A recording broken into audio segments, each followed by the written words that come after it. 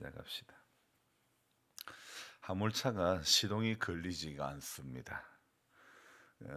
그 전날 사용하였는데도 그것도 햇볕이 잘 드는 쪽에 세워두었는데도 걸리지 않습니다.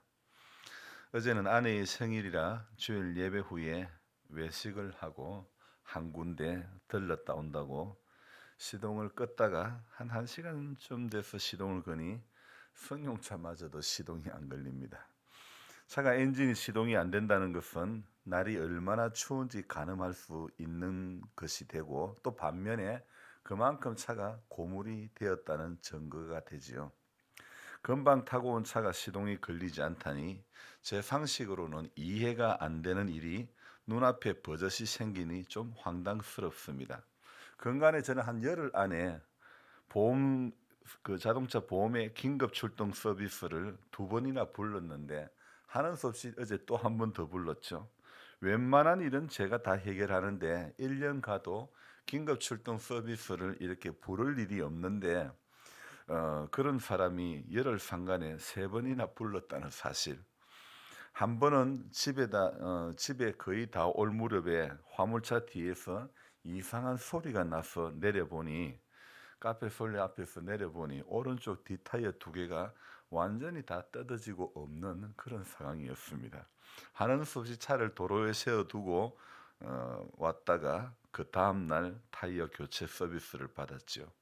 또 한 번은 화물차에서 내릴 때에 저도 모르게 자꾸 문을 잠그고 내리는 그런 습관이 생겨버렸어요. 그래서 긴급 출동으로 잠금 해제를 했죠. 한 번은 제 차를 그랬고 한 번은 집사님 차를 이렇게 잠그고 내려가지고 또 어제는 배터리 충전 서비스를 또 이렇게 받았습니다. 이 차에 대해서 모르는 사람도 아닌, 뭐 차에 대해서는 그래도 빠꼼인데 이런 사람이 긴급 서비스를 이렇게 많이 받다니, 참 열심히 집으로 오는 길에 타이어가 다 닳아서 휠에 타이어 일부만 몇 개만 조금 붙어 있는 겁니다. 참 제가 그 현상을 보니 좀 많이 황당했습니다. 아무리 차를 잘 알고 엔진을 뜯어 보링을 해보기도 하는 사람이라고 해도 그런 사람이 타이어가 다 뜯겨져 나가는 정도도 그걸 모르고도 운전을 하다니 제가 저를 봐도 한심스럽습니다. 제 딴에는 운전을 잘해서 대형 면허라서 아무 문제 없이 집으로 온다고 왔는데 결국은 그날은 차를 세워두고 왔습니다. 아무리 운전을 잘하고 차에 대해서 잘 알아도 문을 잠그고 내리고 타이어가 빵꾸 난 것을 빵꾸라고 해야 되나 펑크 난 것을 이렇게 뒷타이어는 2개니까 괜찮다고 하나가 남아 있으니까 그냥 운전했죠. 이게 바로 좀 아는 사람의 오류라는 것입니다. 차에 대해서 모르면 뒷타이어 하나가 파스가 나면 바로 조치를 취했을 건데, 이 아는 사람이니까 잔머리를 굴리는 거예요. 뒷타이어는 2개니까. 그러니까 그 생각을 가지고 잔머리를 굴립니다. 여러분, 법을 잘 아는 사람이 법을 잘 지키는 것이 아니라 어떻게 하면 법을 잘 피해갈까, 이것을 잘 찾아내는 거예요. 지금 제가 그런 것 같습니다. 차에 대해서 조금 안다고 저만의 잔머리를 굴린 것이 바로 화근이 되었죠. 신앙도 마찬가지입니다. 교회 생활의 연수가 좀 되었다고, 좀 익숙해졌다고 해서 기본을 무시하면 화근이 되는 것이고 황당한 일이 생기는 겁니다. 물론 당하는 사람에게는 황당한 일이 될 수도 있겠지만은, 저는 오늘 글을 적으면서 그것은 예견된 일이라는 겁니다. 여러분, 맞지 않습니까? 갑자기 당할 때에는 황당하지만은, 그러나 이미 기본을 무시한 것은, 자기 잔머리를 굴린 것은 예견된 일이라는 것입니다. 제 말에 인정이 됩니까? 여러분, 그렇습니다. 사람들이 좀 익숙해지면 기본을 무시하기가 쉽습니다. 하지만 아무리 소뚜껑 운전을 오래 해도 밥은 뜸을 들여야 제맛이 나지 않습니까? 근데 사람들이 한 밥을 한 50년쯤 하면 센 불에 한 5분만 하면 밥이 되는 게 아니잖아요. 제대로 된 밥이 되는 게 아니잖아요. 반드시 뜸의 과정을 들여야 되는 것 아닙니까? 우리의 신앙에도 기본적인 과정에 충실하면서도 뜸을 충분히 들이는 그런 과정들이 필요한 것입니다. 바울이 디모데에게 보낸 이 편지가 저는 어쩌면 그렇다는 생각이 그런 내용인 것 같다는 그런 느낌을 받았습니다. 기본에 충실하면서도 충분한 뜸의 시간을 가지라고 교훈하는 디모데에게 그렇게 교훈하는 모습을 발견해 볼 수 있습니다. 오늘 디모데전서 4장 5절에 바울은 하나님의 말씀과 기도로 거룩하여 짐이라 이렇게 짤막하지만 아주 강한 메시지를 던지고 있습니다. 바로 이것이 기본적인 룰, 기본적인 규칙이라는 것입니다. 사람이 말씀과 기도 외에는 거룩해질 방법이 없다는 것입니다. 디모데전서 4장은요. 바로 이 앞부분에는 거짓말하는 자들에 대해서 기록을 하고 있고 그리고 6절부터는 그리스도 예수의 좋은 일꾼에 대해서 기록을 하고 있는 그런 구조입니다. 당시 그러니까 예수님 당시 바리새인들은요. 겉모습을 거룩하게 하는 데는 굉장히 많은 관심이 있었죠. 그래서 주님은요. 바리새인들의 그 외적으로 보이는 거룩함을 주님은 어떻게 이야기를 했냐면 외식이라 외식. 어제 제가 밥 먹고 온 게 외식이 아니고 바리새인들이 이렇게 겉모습만 거룩하게 보이려고 하는 것. 이게 바로 집사님 외식이라는 거예요. 바깥에서 밥 먹는 것만 외식이 아니고 그러니까 겉모습만 거룩하게 보이는 거. 이건 우리 예수님 외식하는 자들이다 했습니다. 바울 역시 주장하는 것은 외적인 거룩함, 외적인 경건에 대해서 그의 서신서에 곳곳에서 언급을 하고 있습니다.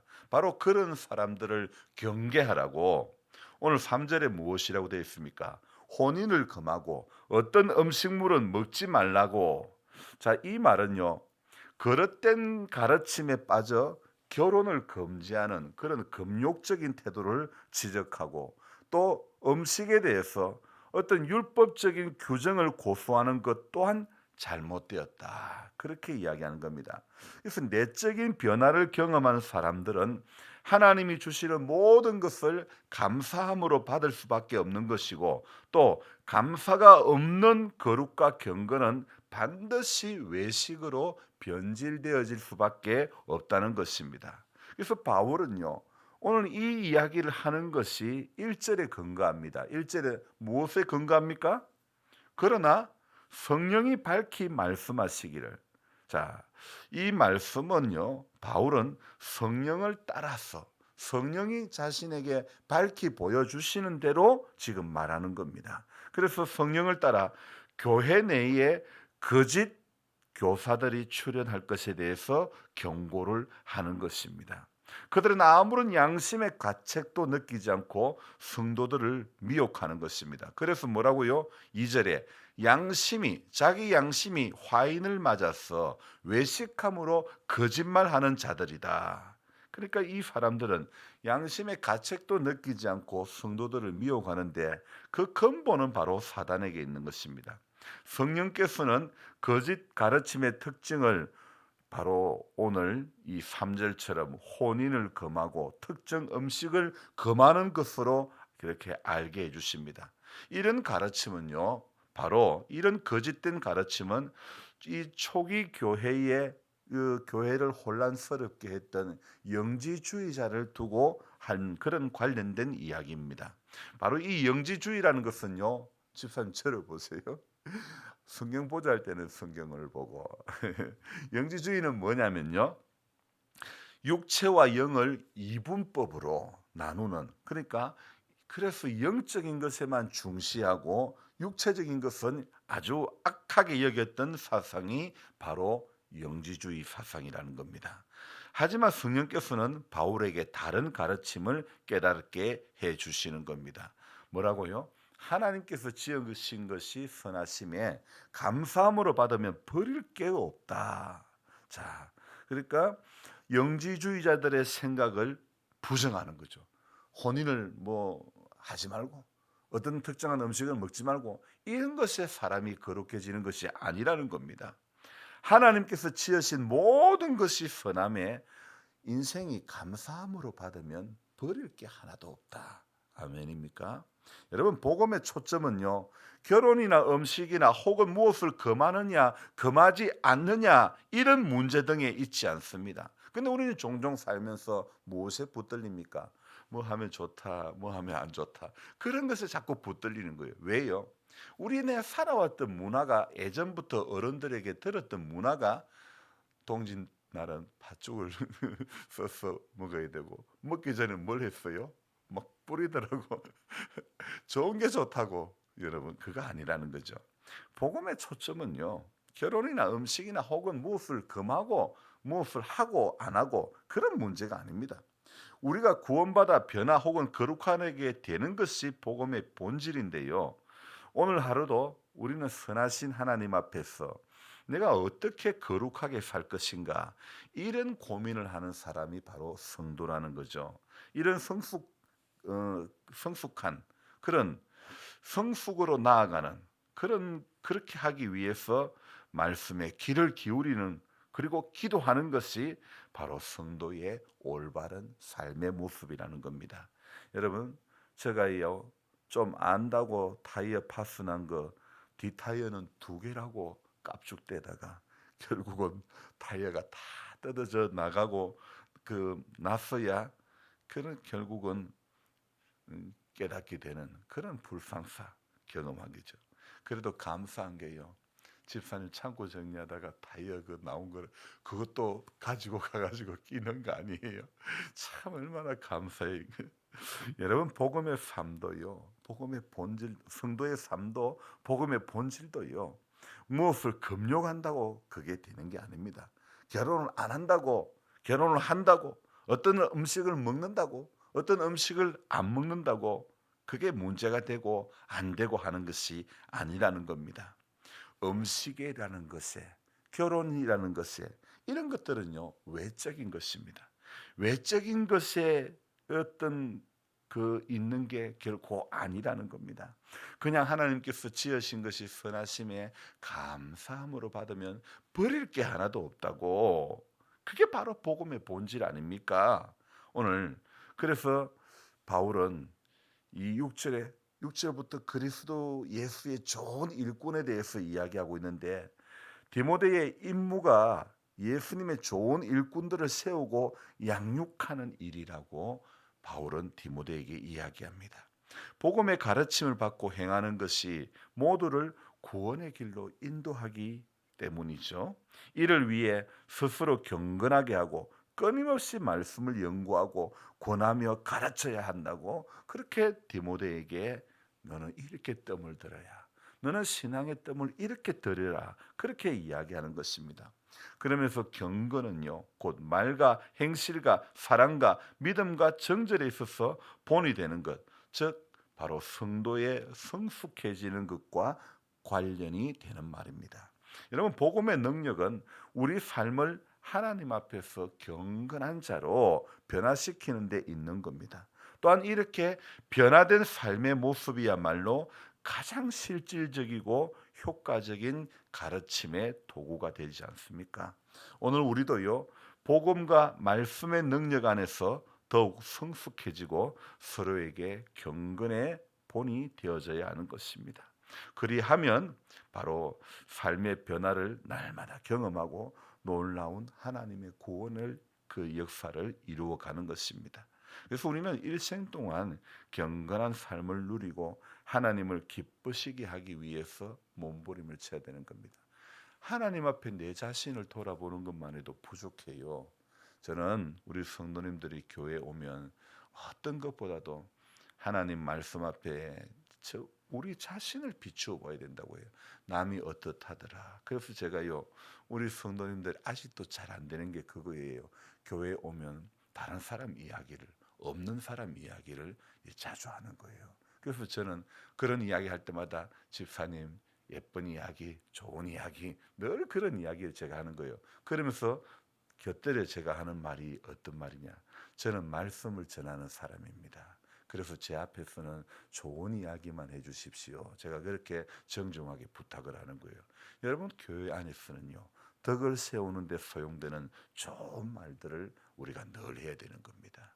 그래서 늘 오늘도 제가 이 말씀을 전하는 가운데 저는 저 자신을 아이고 지 머리 좀 지가 좀 안다고 타이어 2개라고 깝죽대다가 낭패를 당했다. 저 자신을 항상 여러분 우리가 항상 신앙생활 하는 것은요 남이 어떻다는 거 그거 볼 시간이 없어요.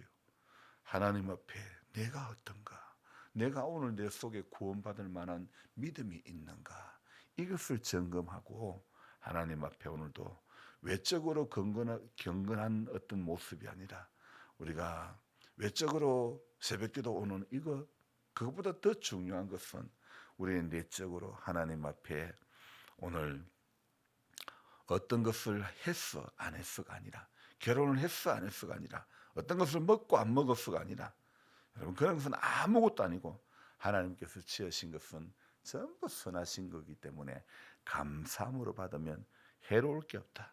하나님의 말씀과 기도로 거룩해진다. 이 진리, 이 기본적인 것만 알면 되는 것입니다. 좀 안다고 저처럼 깝죽대면 안 되는 겁니다. 여러분 알 수 있겠죠. 우리는 오늘도 말씀과 기도로 거룩해지는 이 기본적인 것에, 기본적인 룰에 우리가 붙들려 살아가야 될 줄 믿습니다. 기도합니다. 하나님, 우리가 복음의 능력에 붙들려서 결국은 우리 자신의 삶의 변화가 일어나는 것이 성도가 마땅히 해야 할 일인 줄로 믿습니다. 하지만 교회 생활에 어느 정도 익숙해지다 보면 자기들만의 기준들이 있습니다. 그래서 자기의 기준을 가지고 사람들을 정죄하기도 하고 사람들을 이렇게 폄하하기도 합니다. 하나님, 우리가 가지고 있는 기준을 내려놓기를 원합니다. 먼저 우리 눈에 있는 들보를 발견할 수 있도록 도와주옵소서.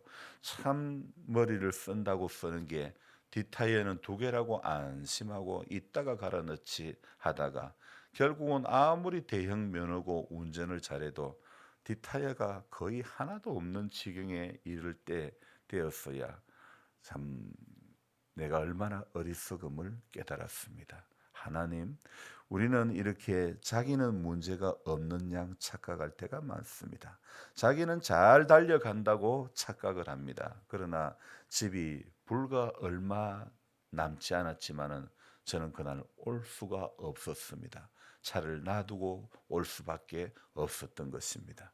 우리가 목적지를 향해서 천국을 향해서 가는 그 여정에도 우리 딴에는 잘 간다고, 자기 딴에는 잘 간다고 착각하는 경우가 얼마나 많은지 모릅니다. 하나님이 우리의 삶의 자리에서 보여주는 것들을 통해서 우리 자신이 정말 바른 길을 걸어가고 있는가를 다시 점검하고 다시 우리는 돌아보고, 그래서 믿음의 정로, 믿음의 기본적인 것이 우리가 튼실해질 수 있도록 도와주시기를 원합니다.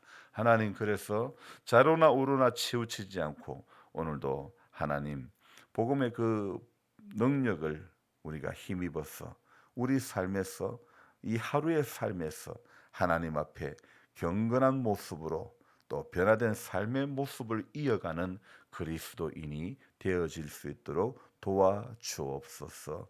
하나님, 말씀과 기도로 거룩해진다고 했습니다. 우리 성도의 삶에는 말씀을 빼고 기도를 빼고는 거룩해질 어떠한 방법 또한 없습니다. 그래서 일평생 성경 가까이 하는 성도 되게 하여 주시옵소서.